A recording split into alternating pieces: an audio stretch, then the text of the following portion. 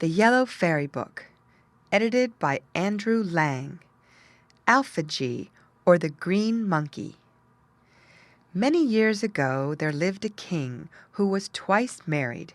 His first wife, a good and beautiful woman, died at the birth of her little son, and the king, her husband, was so overwhelmed with grief at her loss that his only comfort was in the sight of his heir. When the time for the young prince's christening came, the king chose as godmother a neighboring princess, so celebrated for her wisdom and goodness that she was commonly called the Good Queen. She named the baby Alphege, and from that moment took him to her heart. Time wipes away the greatest griefs, and after 2 or 3 years the king married again. His second wife was a princess of undeniable beauty, but by no means of so amiable a disposition as the first queen. In due time a second prince was born, and the queen was devoured with rage at the thought that Prince Alphege came between her son and the throne. She took care, however, to conceal her jealous feelings from the king. At length she could control herself no longer, so she sent a trusty servant to her old and faithful friend, the Fairy of the Mountain, to beg her to devise some means by which she might get rid of her stepson. The fairy replied that, much as she desired to be agreeable to the queen in every way, it was impossible for her to attempt anything against the young prince, who was under the protection of some greater power than her own. The good queen, on her side, watched carefully over her godson. She was obliged to do so from a distance, her own country being a remote one, but she was well informed of all that went on and knew all about the queen's wicked designs. She therefore sent the prince a large and splendid ruby, with injunctions to wear it night and day, as it would protect him from all attacks, but added that the talisman only retained its power as long as the prince remained within his father's dominions. The wicked queen, knowing this, made every attempt to get the prince out of the country, but her efforts failed, till one day accident did what she was unable to accomplish. The king had an only sister who was deeply attached to him, and who was married to the sovereign of a distant country. She had always kept up a close correspondence with her brother, and the accounts she heard of Prince Alphege made her long to become acquainted with so charming a nephew. She entreated the king to allow the prince to visit her, and after some hesitation, which was overruled by his wife, he finally consented. Prince Alphege was at this time 14 years old, and the handsomest and most engaging youth imaginable. In his infancy he had been placed in the charge of one of the great ladies of the court, who, according to the prevailing custom, acted first as his head nurse and then as his governess. When he outgrew her care, her husband was appointed as his tutor and governor, so that he had never been separated from this excellent couple, who loved him as tenderly as they did their only daughter Zada, and were warmly loved by him in return. When the prince set forth on his travels, it was but natural that this devoted couple should accompany him, and accordingly he started with them and attended by a numerous retinue. For some time he traveled through his father's dominions, and all went well, but soon after passing the frontier they had to cross a desert plain under a burning sun. They were glad to take shelter under a group of trees near, and here the prince complained of burning thirst. Luckily, a tiny stream ran close by, and some water was soon procured, but no sooner had he tasted it than he sprang from his carriage and disappeared in a moment. In vain did his anxious followers seek for him. He was nowhere to be found. As they were hunting and shouting through the trees, a black monkey suddenly appeared on the point of rock and said, "Poor sorrowing people, you are seeking your prince in vain. Return to your country and know that he will not be restored to you till you have for some time failed to recognize him." With these words he vanished, leaving the courtiers sadly perplexed. But as all their efforts to find the prince were useless, they had no choice but to go home, bringing with them the sad news, which so greatly distressed the king that he fell ill and died not long after. The queen, whose ambition was boundless, was delighted to see the crown on her son's head and to have the power in her own hands. Her hard rule made her very unpopular, and it was commonly believed that she had made away with Prince Alphege. Indeed, had the king, her son, not been deservedly beloved, a revolution would certainly have arisen. Meantime, the former governess of the unfortunate Alphege, who had lost her husband soon after the king's death, retired to her own house with her daughter, who grew up a lovely and most lovable girl, and both continued to mourn the loss of their dear prince.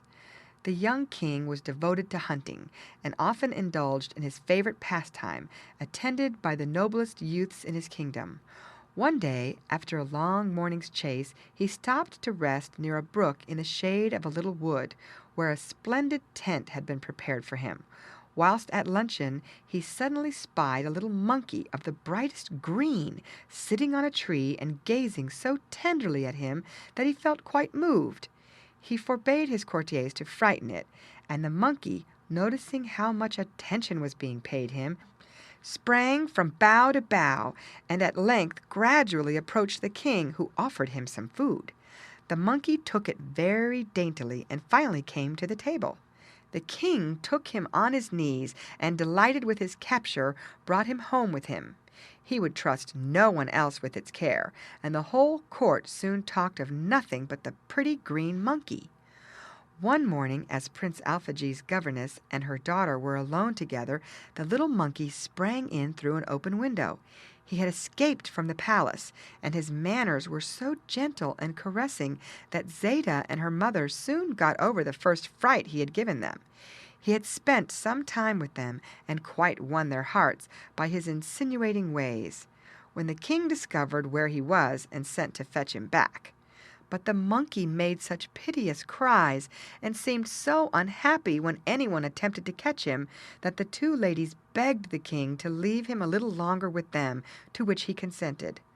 One evening, as they sat by the fountain in the garden, the little monkey kept gazing at Zeta with such sad and loving eyes that she and her mother could not think what to make of it, and they were still more surprised when they saw big tears rolling down his cheeks.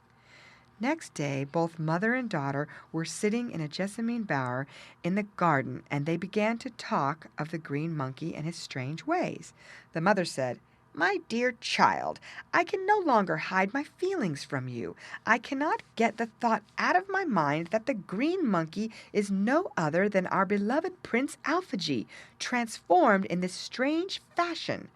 I know the idea sounds wild, but I cannot get it out of my heart, and it leaves me no peace." As she spoke, she glanced up, and there sat the little monkey, whose tears and gestures seemed to confirm her words. The following night the elder lady dreamt that she saw the good queen, who said, "Do not weep any longer, but follow my directions. Go into your garden and lift up the little marble slab at the foot of the great myrtle tree. You will find beneath it a crystal vase filled with a bright green liquid.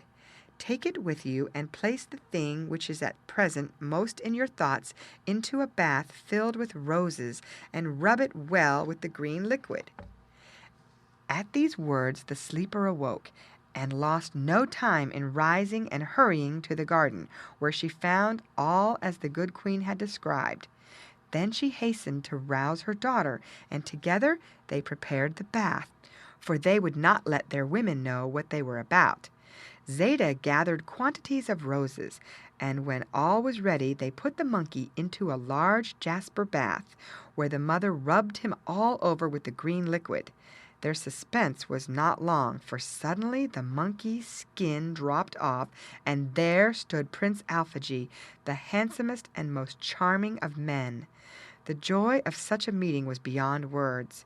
After a time the ladies begged the prince to relate his adventures, and he told them of all his sufferings in the desert when he was first transformed. His only comfort had been in visits from the good queen, who had at length put him in the way of meeting his brother. Several days were spent in these interesting conversations, but at length Zeta's mother began to think of the best means for placing the prince on the throne, which was his by right. The queen, on her side, was feeling very anxious. She had felt sure from the first that her son's pet monkey was no other than Prince Alphege, and she longed to put an end to him. Her suspicions were confirmed by the fairy of the mountain, and she hastened in tears to the king, her son. "I am informed," she cried, "that some ill-disposed people have raised up an impostor in the hopes of dethroning you. You must at once have him put to death." The king, who was very brave, assured the queen that he would soon punish the conspirators.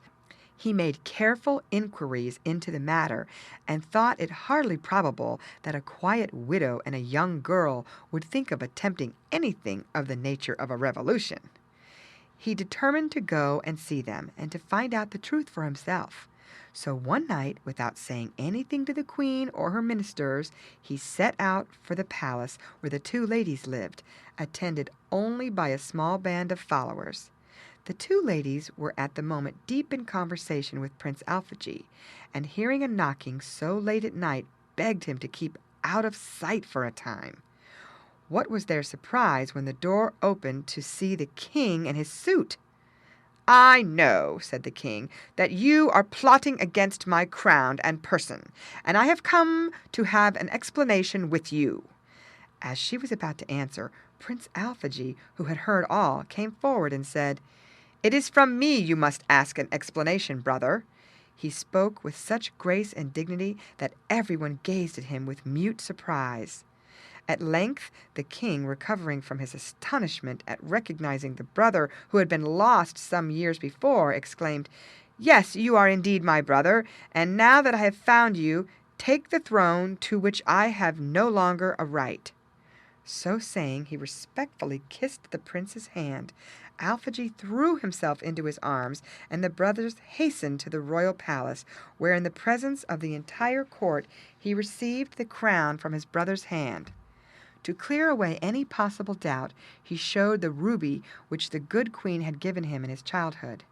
As they were gazing at it, it suddenly split with a loud noise, and at the same moment the wicked queen expired. King Alphege lost no time in marrying his dear and lovely Zeta, and his joy was complete when the good queen appeared at his wedding. She assured him that the fairy of the mountain had henceforth lost all power over him, and after spending some time with the young couple and bestowing the most costly presents on them, she retired to her own country. King Alphege insisted on his brother sharing his throne, and they all lived to a good old age, universally beloved and admired. The end. Read by Lorraine Montgomery for Lit2Go on the web at fcit.usf.edu.